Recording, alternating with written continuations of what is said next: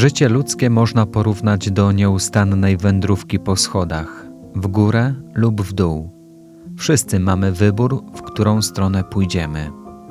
My nie możemy zatrzymać się na schodach w połowie drogi. Takim przesłaniem kierowały się siostry zakonne ze Zgromadzenia Sióstr Świętej Katarzyny, które w latach II wojny światowej pracowały w szpitalu miejskim w Olsztynie.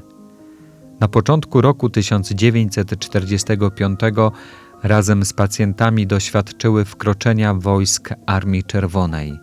Nie chciały zawrócić z drogi, którą wybrały.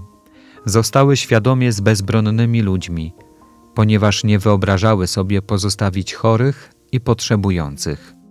Gdy Rosjanie zdobyli miasto, większość chorych przebywała na dworcu, czekając na ewakuację. Ostatnia grupa pacjentów oraz 20 katarzynek, nie mogąc już z powodu ostrzału opuścić szpitala, schroniły się w piwnicy.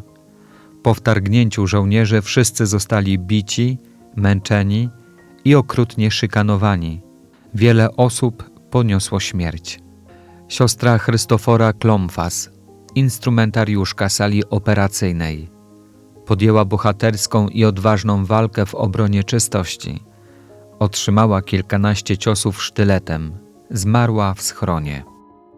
Siostra Tiburtina Miszke, wielokrotnie wykorzystana przez żołnierzy, bita i poniżana, została później wywieziona do łagru w głąb Związku Radzieckiego.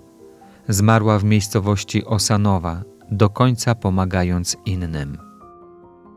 Siostra Maurycja Margenfeld, dietetyk szpitalny, po doświadczeniu szykan i napaści żołnierzy radzieckich w schronie szpitalnym została wywieziona do obozu w Tule, gdzie opiekowała się najciężej chorymi więźniami.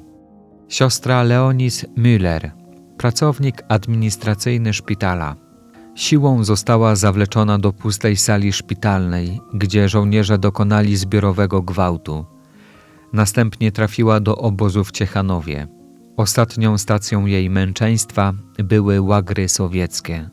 Przed śmiercią ofiarowała swoje cierpienie jako wynagrodzenie Bogu za grzechy świata.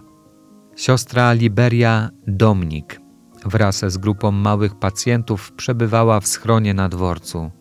Z powodu głodu i płaczu przerażonych dzieci podjęła próbę wyjścia na zewnątrz, aby zdobyć dla nich trochę pożywienia i wody. Zginęła, otrzymując strzał w głowę. Zmarłe w Olsztynie siostry zostały pochowane na pobliskim cmentarzu, który po wojnie zamieniono w park. W 2020 roku we współpracy z IPN ich ciała zostały ekshumowane i przeniesione na cmentarz zakonny przy klasztorze sióstr Katarzynek w Braniewie. Wszystkie wymienione siostry otrzymały formację zakonną właśnie w tym klasztorze. Tu również złożyły śluby czystości, ubóstwa i posłuszeństwa. Po schodach życia weszły aż na ostatnie piętro, ponieważ na pierwszym miejscu postawiły dobro drugiego człowieka, bezgraniczne miłosierdzie oraz wierność ślubowanym wartościom. Dziś czekamy na ich beatyfikację.